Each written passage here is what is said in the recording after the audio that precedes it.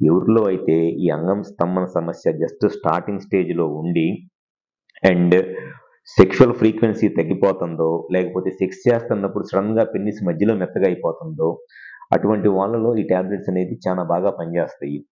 Starting four ప్లేలో ఉన్నప్పుడు penis గట్టిగానే ఉండి కరెక్ట్‌గా ఇన్సర్ట్ చేసే టైంకి బెండ్ అయిపోతున్నా, లేదంటే సెక్స్ చేస్తున్నప్పుడు సడెన్‌గా మధ్యలో మెత్తగా అయిపోతున్నా, ఇటువంటి వాళ్ళలో ఈ పీడీఈ5 ఇన్హిబిటర్స్ అనేది చాలా బాగా పనిచేస్తాయి. వీటిని ఎప్పుడూ కూడా చాలా తక్కువ డోస్‌లో స్టార్ట్ చేయాలి. అంతేగాని ఒకేసారి 50 ఎంజీ, 100 ఎంజీ టాబ్లెట్స్ వేసుకుంటే ఫ్యూచర్‌లో చాలా ప్రాబ్లమ్స్ వస్తాయి. చాలా చాలా తక్కువ డోస్‌తో స్టార్ట్ చేసుకుంటేనే ఈ టాబ్లెట్స్ వల్ల బెనిఫిట్ జరిగిద్ది.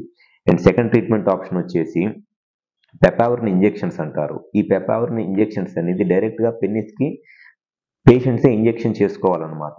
బట్ ఇది చానా పెయిన్‌తో ఉండే ప్రాసెస్ అండ్ దీని రిజల్ట్స్ కూడా అంత కన్సిస్టెంట్‌గా ఉండవు. ఒకసారి కొన్నిసార్లు ఆ ఇంజెక్షన్ డోస్‌కి ఎరెక్షన్ వచ్చిద్ది. కొన్నిసార్లు ఆ ఇంజెక్షన్ చేసుకున్నా కూడా ఎరెక్షన్ రాదు. కొన్నిసార్లు ఇంజెక్షన్ చేసుకున్నప్పుడు ఎరెక్షన్ 10-20 మినిట్స్ ఉంటది. కొన్నిసారి 1 మినిట్‌లో, 2 మినిట్స్‌లోనే ఎరెక్షన్ తగ్గిపోయిద్ది.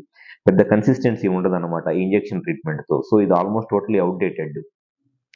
థర్డ్ ఆప్షన్ వచ్చేసి ఈఎస్‌డబ్ల్యూ ట్రీట్మెంట్ లేదా షాక్ వేవ్ థెరపీ అంటారు.